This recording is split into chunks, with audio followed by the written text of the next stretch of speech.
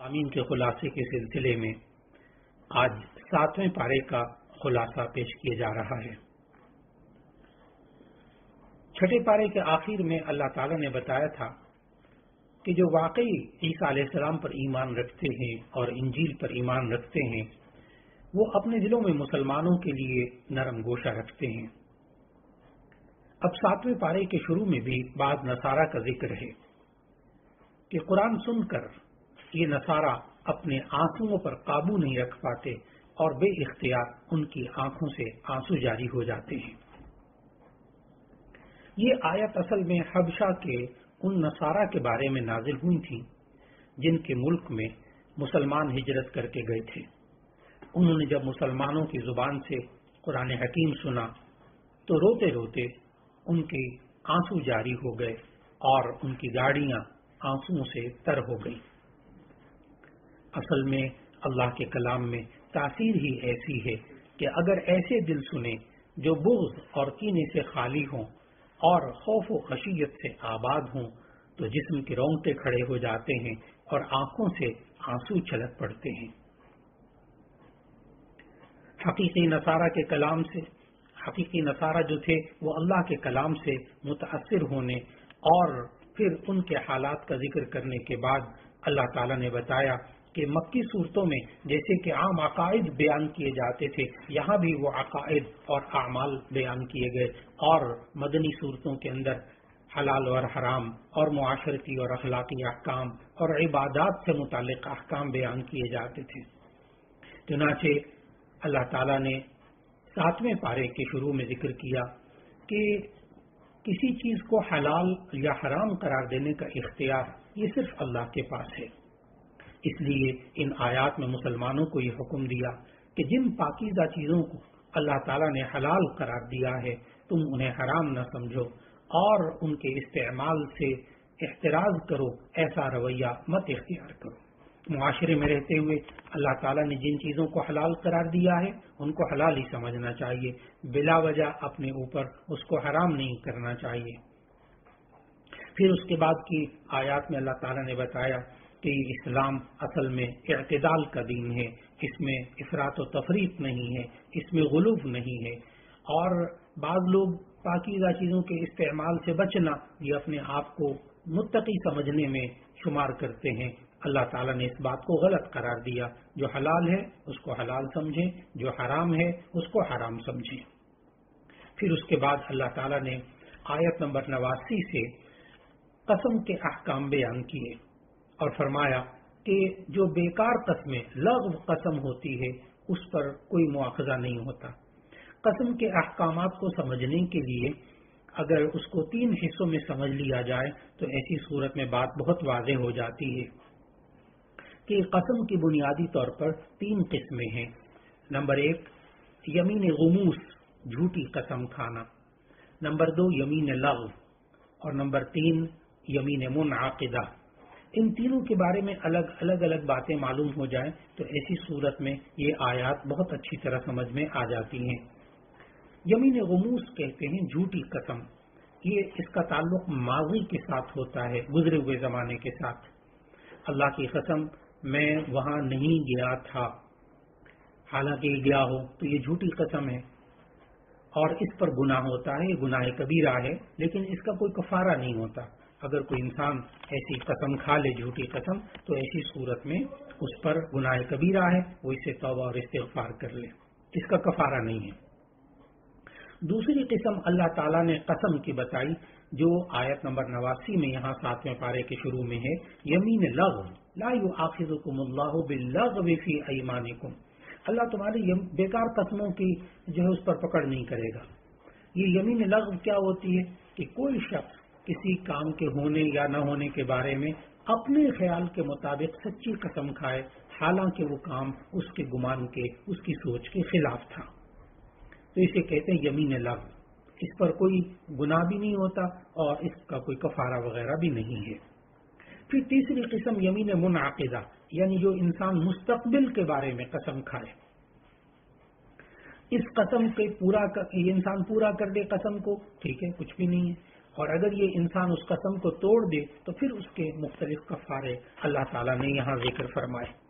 یمین منعقدہ اس کو کہتے ہیں، مستقبل کے بارے میں قسم کھائے، اللہ کی قسم میں وہاں نہیں جاؤں گا، اللہ کی قسم میں یہ نہیں کھاؤں گا، اللہ کی قسم میں فلاں سے بات نہیں کروں گا۔ تو یہ جو مستقبل کے بارے میں قسم ہوتی ہے اس کو یمین منعقدہ کہتے ہیں۔ اگر کوئی انسان اس قسم کو کھا لے تو مثال کے طور پر کہ میں یہ کپڑے نہیں، اللہ کی قسم میں یہ کپڑے نہیں پہنوں گا، تو ایسی صورت میں یا میں وہاں نہیں جاؤں گا، تو اگر اس قسم کو پورا کر دیا بس ٹھیک ہے، کوئی کفارہ نہیں۔ لیکن اگر اس قسم کو توڑ دے تو اللہ تعالیٰ نے ایک کفارہ تو یہ بتایا، فَكَفَّارَتُهُ إِطْعَامُ 10 مَسَاكِينَ مِنْ أَوْسَطِ مَا تُطْعِمُونَ أَهْلِيكُمْ، کہ 10 مسکینوں کو کھانا کھلا دیں 2 وقت، او کسوتہم، یا 10 غریبوں کو آپ لباس پہنا دیں، 10 جوڑے دے دیں ان کو۔ تیسرا بتایا او تحریر رقبہ، یا غلام آزاد کر دیں۔ پھر اللہ تعالیٰ نے آگے فرمایا وَمَن لَّمْ يَجِدْ فَصِيَامُ 3 ایام، جو بندہ یہ کفارے جو پہلے بیان ہوئے یہ نہ کر سکے تو ایسی صورت میں 3 روزے رکھ لے، تب بھی اس کا یہ کفارہ ادا ہو جاتا ہے۔ لیکن اس سلسلے میں یاد رکھنا چاہیے کہ انسان کو جو اچھائی کی چیزیں ہیں، نیکی کے کام ہیں، ان کے بارے میں قسم نہیں کھانی چاہیے۔ اور جیسے مثال کے طور پر میں فلاں سے بات نہیں کروں گا، میں یہ کھانا نہیں کھاؤں گا اللہ کی قسم، تو ایسی صورت میں انسان کو وہ قسم توڑ دینی چاہیے اور پھر اس کا کفارہ دے دینا چاہیے۔ پھر اس کے بعد آیت نمبر 90، 91، 92 میں اللہ تعالیٰ نے شراب اور جوئے اور بت اور پانسوں کے بارے میں ارشادات فرمائے۔ شراب کی حرمت کے بارے میں آیت نمبر 90 سورہ مائدہ کی بہت اہم آیت ہے، اس لیے کہ شراب کی حرمت کے اللہ تعالیٰ نے تدریجاً احکام نازل فرمائے، درجہ بدرجہ 3 سٹیجز پر، 3 درجات میں اللہ تعالیٰ نے شراب کی حرمت کے احکام نازل فرمائے ہیں۔ سب سے پہلے اللہ تعالیٰ نے سورۃ البقرہ کی آیت نمبر 219 میں یہ حکم دیا تھا شراب کی حرمت کے بارے میں، یسألونک عن الخمر والمیسر قل فیہما اسم کبیر ومنافع للناس، کہ یہ لوگ آپ سے شراب اور جوئے کے بارے میں پوچھتے ہیں، آپ کہہ دیجئے کہ یہ اس میں لوگوں کے لیے بہت سے فائدے ہیں لیکن ان میں گناہ بھی ہے اور ان کا گناہ ان کے فائدے سے زیادہ بڑا ہے۔ تو اس میں واضح طور پر سورہ بقرہ کی آیت 219 میں واضح طور پر شراب کو حرام نہیں کیا گیا تھا۔ پھر اس کے بعد دوسری آیت سورہ نساء کی آیت نمبر 43 نازل ہوئی، لا تقربوا الصلاۃ وانتم سکارا، کہ تم نماز کے قریب مت جاؤ اس حال میں کہ نشے میں ہو۔ پھر اس کے بعد حرمت خمر یعنی شراب کے حرام ہونے کے بارے میں تیسری اور آخری آیت سورہ 90 سورہ مائدہ کی آیت نمبر 90 اور 91 نازل ہوئی۔ اس میں اللہ تعالیٰ نے واضح طور پر فرمایا انما الخمر والمیسر والانصاب والازلام رجس من عمل الشیطان فاجتنبوه لعلکم تفلحون۔ یہ وہ آخری آیت ہے شراب کی حرمت کے بارے میں کہ جس کے بعد شراب کو حرام قرار دے دیا گیا، اور اس میں اللہ تعالیٰ نے آیت نمبر 91 میں سمجھایا کہ شراب کے اور جوئے کے اثرات کیا ہوتے ہیں ان حرام کاموں کے، کہ یہ انسان اللہ کے ذکر سے دور ہو جاتا ہے، نماز سے دور ہو جاتا ہے، آپس میں بغض اور عداوت پیدا ہو جاتی ہے۔ پھر اس 7ویں پارے کے اندر اللہ تعالیٰ نے احرام کی حالت یعنی جب انسان حج یا عمرے کا احرام باندھ لیتا ہے تو اس کے احکامات بتائے کہ احرام کی حالت میں خشکی کا شکار کرنا احرام باندھنے والے کے لیے جائز نہیں، البتہ سمندر اور دریا میں رہنے والے جانوروں کا شکار کرنا حالت احرام میں بھی جائز ہے۔ پھر احرام کی مناسبت سے اللہ تعالیٰ نے بیت الحرام یعنی خانہ کعبہ کا ذکر کیا اور شہر حرام یعنی مکہ کا بھی ذکر کیا، اور اللہ تعالیٰ نے یہ حرم جو قرار دے دیا خانہ کعبہ اور اس کے ارد گرد کے علاقے کو، یہ اس کی عزت کے پیش نظر ہے۔ پھر اس کے بعد اللہ تعالیٰ نے مشرکین کے ان اعمال کا ذکر کیا کہ جو اللہ تعالیٰ کو پسند نہیں تھے۔ ان میں سے ایک مشرکین کا عمل یہ بھی تھا کہ وہ زمانہ جاہلیت میں اپنے گمان کے مطابق جو ہے وہ کچھ جانوروں کو بتوں کے نام پر چھوڑ دیتے تھے اور ان کو اپنے اوپر حرام قرار دے دیتے تھے۔ اللہ تعالیٰ نے یہاں 7ویں پارے کی ان آیات میں آیت نمبر 103 میں وہ 4 جانوروں کا نام بتایا، ایک صائبہ، ایک بحیرہ، ایک وصیلہ اور ایک حام، کہ یہ مشرکین جو ہیں بتوں کے نام پر چھوڑ دیتے تھے یہ جانور، ان کا دودھ نہیں دوہتے تھے، ان کے اوپر سواری نہیں کرتے تھے، اور بتوں کے نام پر ان چھوڑے والے جانوروں کو اللہ تعالیٰ نے گناہ کا عمل قرار دے دیا۔ اور پھر اس کے بعد اللہ تعالیٰ نے آیت نمبر 106 اور 108 میں وصیت کے احکامات دیے کہ وہ قابل وصیت امور جن کے بارے میں انسان سمجھتا ہے کہ میرے مرنے کے بعد اس پر عمل ہونا چاہیے، تو اس وصیت پر 2 قابل اعتماد شخصوں کو گواہ بنا لیا جائے تاکہ اس کے مرنے کے بعد پھر اختلاف نہ ہو اور ان گواہوں کی گواہیوں کی روشنی میں فیصلے کیے جا سکیں۔ پھر اس کے بعد اللہ تعالیٰ نے سورہ مائدہ کا اختتام ہو رہا ہے، اور 7ویں پارے کے پہلے پاؤں میں تو اللہ تعالیٰ نے وہاں حلال و حرام کے مسائل بیان کرنے کے بعد قیامت کا ذکر کیا، اور پھر اس کے بعد انبیاء علیہ السلام کے ساتھ سوال جواب کے تناظر میں حضرت عیسیٰ علیہ السلام کا خاص طور پر تفصیل سے ذکر کیا۔ پھر اس کے بعد اس سورہ مائدہ کے آخر میں وہ مائدہ والا قصہ بھی ذکر کیا، جب حواریوں نے حضرت عیسیٰ علیہ السلام سے درخواست کی تھی کہ آپ اللہ تعالیٰ سے درخواست کریں، دعا مانگیں کہ وہ ہمارے لیے آسمان سے ایک مائدہ نازل کرے، یعنی ایسا دسترخوان جس پہ کھانے پینے کی مختلف چیزیں سجی ہوئی ہوں، اسی لیے سورت کا نام سورہ مائدہ رکھا۔ پھر اللہ تعالیٰ نے عیسیٰ علیہ السلام اور ان کے والدہ حضرت مریم کے بارے میں عقائد کے سلسلے میں ذکر کیا کہ اللہ تعالیٰ قیامت کے دن ضرور یہ سوال کرے گا کہ اے عیسیٰ، اے مریم کے بیٹے، کیا تم نے لوگوں سے کہا تھا کہ تم مجھے اور میری والدہ کو اللہ کے سوا معبود ٹھہراؤ؟ تو حضرت عیسیٰ علیہ السلام اس وقت جواب میں عرض کریں گے، تو پاک ہے، میرے لیے مناسب ہی نہیں تھا کہ میں ایسی بات کہتا جس کے کہنے کا مجھے حق نہیں ہے۔ پھر اس کے بعد سورہ مائدہ کی اختتامی جو آیات ہیں اس میں سے ایک آیت نمبر 118 ہے، جس میں اللہ تعالیٰ نے یہ فرمایا کہ عیسیٰ علیہ السلام کا قول ہے کہ عیسیٰ علیہ السلام یہ کہیں گے کہ اگر تو ان کو عذاب دے دے تو تیرا اختیار ہے، اور اگر تو انہیں معاف کر دے تو تب تو بڑا غفور الرحیم ہے، تو بڑا بخشنے والا ہے۔ یہ سورہ مائدہ کی آیت 118 تھی کہ جس کو نبی صلی اللہ علیہ وسلم نے ایک دفعہ تو ایک رات، ساری رات ایک یہی آیت پڑھتے ہوئے گزار دی، سورہ مائدہ کی آیت 118۔ نبی صلی اللہ علیہ وسلم بار بار یہی آیت پڑھتے رہے، ان تعذبہم فإنہم عبادک وإن تغفر لہم فإنک انت العزیز الحکیم۔ اے اللہ، اگر تو ان بندوں کو عذاب دے گا تو یہ تیرے بندے ہیں، تو دے سکتا ہے، لیکن اگر تو ان کو بخش دے تو بڑی حکمت والا ہے، تو خوب جاننے والا ہے۔ سورہ مائدہ کا اختتام ہوا 7ویں پارے میں، اور اس کے بعد سورہ انعام کا ذکر شروع ہوا۔ سورہ انعام یہ ترتیب توقیفی کے اعتبار سے یہ 6 نمبر سورت ہے، اور ترتیب نزولی کے اعتبار سے یہ سورت نمبر 55 ہے۔ سورہ مائدہ کے بعد 7ویں پارے کے دوسرے پاؤ سے سورہ انعام کا آغاز ہوتا ہے۔ اس میں سورہ انعام کے اندر 165 آیات ہیں اور 20 رکوع ہیں۔ یہ مکی صورت ہے، اور مکی صورتوں میں عام طور پر 3 مضامین، بنیادی مضامین پر بحث ہوتی ہے، ایک توحید، رسالت اور آخرت۔ اس سورت کا نام سورہ انعام ہے۔ انعام کا معنی ہوتا ہے چوپائے، کیونکہ اس سورت کی آیت نمبر 136 میں، 138 میں، 139 میں، 142 میں انعام کا چوپایوں کا ذکر ہوا ہے، اس لیے اس سورت کا نام سورہ انعام رکھا گیا۔ اس سورت کے اندر اللہ رب العزت نے آغاز میں ہمیں سمجھایا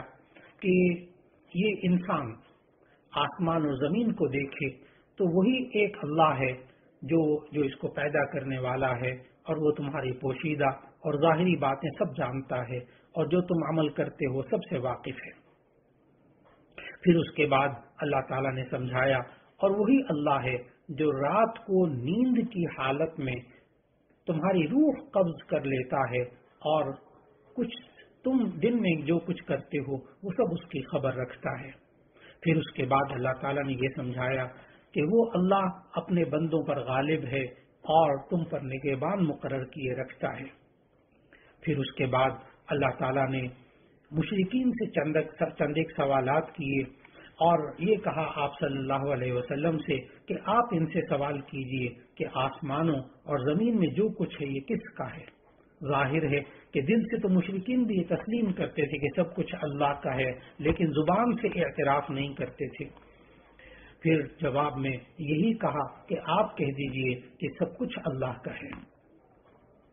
اور پھر اس کے درمیان اللہ تعالیٰ نے سورت کی ابتدا میں اللہ تعالیٰ کی حمد و ثنا اور اس کی عظمت جہاں بیان کی، تو ساتھ ساتھ طور پر جو منکرین اسلام کی، منکرین دین کی یہ عادت تھی کہ رسول اللہ صلی اللہ علیہ وسلم جو بھی دلیل دیتے تھے وہ اس سے منہ پھیرتے تھے، اس میں باتیں بناتے تھے۔ چنانچہ وہ یہ کہتے تھے کہ اس نبی پر کوئی فرشتہ کیوں نہیں اتارا گیا اور ہمیں نظر کیوں نہیں آتا، اور پھر اس کے بعد مرنے کے بعد دوبارہ جی اٹھنے کے بارے میں بھی یہ لوگ شک ظاہر کرتے تھے۔ اللہ تعالیٰ نے ان آیات میں سمجھایا کہ تمہیں قیامت کے دن اللہ ضرور جمع کرے گا اور اس میں کوئی شک نہیں۔ پھر اس کے بعد اللہ تعالیٰ نے سورہ انعام میں 7ویں پارے میں حضرت ابراہیم علیہ السلام کے بارے میں ذکر کیا کہ حضرت ابراہیم علیہ السلام نے شرک میں ڈوبی ہوئی دنیا کو روشنی دکھائی۔ انہوں نے جب سورج، چاند، ستاروں اور ہاتھ سے بنائے ہوئے بتوں کو معبود تسلیم کرنے سے انکار کیا اور ایک اللہ پر ایمان لانے کا اعلان کیا، تو سب سے پہلے انہیں اپنے والد ہی کی طرف سے مخالفت کا سامنا کرنا پڑا۔ انہوں نے اس مخالفت کی کوئی پرواہ نہ کی اور اللہ کی توحید کا بیان جو ہے وہ جاری رکھا۔ پھر اس کے بعد 7ویں پارے میں اللہ تعالیٰ نے مختلف انبیاء کا ذکر کیا اور ان انبیاء کے حالات بھی اللہ تعالیٰ نے بتائے۔ قرآن حکیم کی آیت نمبر 83 سے لے کر آیت نمبر 86 تک اللہ تعالیٰ نے تقریباً 18 انبیاء کا ذکر فرمایا، اور قرآن مجید میں جو کل انبیاء کا ذکر نام کی صورت میں آیا ہے وہ تو 25 انبیاء کا ذکر آیا ہے، لیکن 7ویں پارے کے اندر آیت نمبر 86 میں اللہ تعالیٰ نے 18 انبیاء کا نام لے کر ذکر فرمایا۔ اور یہاں یہ بات بھی ذہن میں رکھنی چاہیے کہ اللہ تعالیٰ نے کل جو انبیاء نازل فرمائے، انبیاء اور رسول، وہ 1,24,000 کم و بیش انبیاء اللہ تعالیٰ نے نازل فرمائے لوگوں کی ہدایت کے لیے۔ لیکن 7ویں پارے میں یہ جگہ واقعی بہت اہم ہے کہ جس میں اللہ تعالیٰ نے انبیاء علیہ السلام میں سے 18 انبیاء کا ذکر آیت نمبر 83 سے لے کر اور آیت نمبر 86 تک اللہ تعالیٰ نے بیان فرمائے۔ ان میں سے جو 18 انبیاء جن کے نام اللہ تعالیٰ نے ذکر کیے، ان میں ابراہیم علیہ السلام، اسحاق علیہ السلام، یعقوب علیہ السلام، نوح علیہ السلام، داود علیہ السلام، سلیمان علیہ السلام، ایوب علیہ السلام، یوسف علیہ السلام، موسیٰ علیہ السلام، ہارون علیہ السلام، زکریا، یحییٰ، عیسیٰ اور الیاس علیہ السلام، اسماعیل اور الیسع اور یونس اور لوط علیہ السلام کا ذکر فرمایا۔ یہ 18 انبیاء کا ذکر کرنے کے بعد اللہ تعالی نے بتایا کہ ان سب کی تعلیمات یہ مشترک ہوتی تھیں، توحید، رسالت، آخرت، ان تمام انبیاء کی ذمہ داریاں تھیں اور وہ یہی ساری زندگی بیان فرماتے رہے۔ پھر اس کے بعد اللہ تعالیٰ نے ان آیات میں وحی اور نبوت کے بعد دوبارہ ایسے دلائل ذکر کیے جو خالق کے وجود، اس کے علم، قدرت اور اللہ کی حکمت کے کمال پر دلالت کرتے ہیں۔ اور مکہ کے کفار چونکہ ان دلائل میں غور نہیں کرتے تھے، مختلف قسم کے معجزات کا مطالبہ کرتے رہتے تھے کہ اگر یہ معجزہ دکھائیں گے تو تب ہم ایمان لائیں گے، تو اللہ تعالیٰ نے کافر اور مؤمن کے نظریے میں فرق بیان کیا کہ جو کافر ہوتا ہے وہ معجزے کا مطالبہ کرتا ہے، جو مؤمن ہوتا ہے وہ معجزے کا مطالبہ نہیں کرتا، وہ اسے اللہ کے وجود اور قدرت کی نشانیاں واضح طور پر اس کائنات میں دکھائی دیتی ہیں۔ چنانچہ اللہ تعالیٰ نے پھر ان آیات میں ذکر فرمایا کہ اللہ جو خالق ہے وہ کس طرح تمہیں پیدا کرتا ہے، اور اس نے زندگی پیدا کرنے میں اور زندگی کے اندر پوری جتنی بھی نعمتیں عطا فرمائی ہیں، ایک ایک نعمت کو سمجھنے کی ضرورت ہے۔ اللہ تعالیٰ نے سورہ انعام کی آیت نمبر 95 میں فرمایا، ان اللہ فالق الحب والنوى یخرج الحی من المیت ومخرج المیت من الحی، کہ وہی اللہ ہے جو گٹھلی اور دانے کو پھاڑتا ہے، وہ زندہ کو مردے سے نکالتا ہے اور مردے کو زندہ سے نکالتا ہے۔ ہم اگر غور کریں تو آج سائنس جو ہے وہ دو چیزوں کے اندر الجھی ہوئی ہے کہ زندگی سے پیدا ہوئی ہے یا زندگی بے جان سے پیدا ہوئی ہے، یعنی بایوجینیسس اور اے بایوجینیسس کا نظریہ، کہ آج سائنس دونوں میں سے کسی ایک بات کو بھی طے نہیں کر سکی ابھی تک کہ زندگی سے پیدا ہوئی ہے یا زندگی بے جان سے پیدا ہوئی ہے۔ بے جان کہتے مردے کو، بے جان سے پیدا ہوئی ہے، ابھی تک سائنس اس میں فیصلہ نہیں کر سکی۔ لیکن اللہ تعالیٰ نے سورہ انعام کی آیت نمبر 95 کے اندر ہمیں بتایا کہ اللہ تو اب بھی 4 طریقے سے پیدا کر کے دکھا رہا ہے، اور 5واں طریقہ کوئی ہو نہیں سکتا۔ 4 طریقے کون سے ہمیں اس آیت سے معلوم ہوتے ہیں کہ اللہ تعالیٰ نمبر 1، اللہ تعالیٰ زندہ کو زندہ سے پیدا کر رہا ہے۔ نمبر 2، اللہ تعالیٰ مردے کو مردہ سے پیدا کر رہا ہے۔ نمبر 3، اللہ تعالیٰ زندہ سے مردے کو پیدا کر کے دکھا رہا ہے۔ نمبر 4، اللہ تعالیٰ مردے سے زندہ کو پیدا کر کے دکھا رہا ہے۔ اور یہ آج بھی اللہ نے جاری رکھا ہوا ہے۔ زندے کو زندہ سے پیدا کرنا، جیسے انسان زندہ، اس سے پیدا ہونے والا بچہ زندہ، اور مردے کو مردہ سے پیدا کرنا، ان اللہ فالق الحب والنوى، کہ یہ اللہ بیج سے پودے کو پیدا کرتا ہے، بیج بھی مردہ بے جان، اور اس سے پیدا ہونے والا جو پودا ہے وہ بھی بے جان، اس کے اندر ویسی جان نہیں ہوتی جیسے انسان کے اندر ہوتی ہے۔ نمبر 3، زندہ سے مردہ کو پیدا کرنا، جیسے مرغی زندہ ہوتی ہے، اس سے انڈا بے جان پیدا ہوتا ہے مردہ۔ اور نمبر 4، مردے سے زندہ کو پیدا کرنا، جیسے کہ انڈا مردہ بے جان ہوتا ہے لیکن اللہ اس سے مرغی زندہ کو پیدا کر دیتا ہے۔ چنانچہ اللہ تعالیٰ نے فرمایا کہ یہ سب کچھ کرنے والا اللہ ہے، تم کدھر جا رہے ہو، تم کیوں بھٹک رہے ہو، کیا تم اس کو پیدا کرتے ہو یا ہم پیدا کرنے والے ہیں؟ پھر اللہ تعالیٰ نے یہ سمجھایا کہ دیکھو تم اپنی زندگی کے اندر اللہ کو پہچاننا چاہتے ہو تو ایسی صورت میں یہ ذہن میں رکھو کہ وہی اللہ ہے فالق الاصباح، جو صبح کرنے والا ہے، صبح کو پھاڑتا ہے، چیرتا ہے، وجعل اللیل سکنا، اور جس نے رات کو سکون کا ذریعہ بنایا، والشمس والقمر حسبانا، اور جس نے سورج اور چاند کو حساب کا ذریعہ بنایا۔ اور پھر اللہ تعالیٰ نے فرمایا کہ تم آسمان کی طرف تو غور کرو، یہ جو ستارے ہیں تم اس سے رہنمائی حاصل کرتے ہو، تم خشکی اور سمندر کی تاریکیوں میں تم ان سے راستہ تلاش کرتے ہو۔ یہ وہی اللہ ہے کہ جس نے تمہارے لیے آسمان سے پانی پیدا کیا، اور پھر اللہ نے اس سے ہر چیز کو اگایا۔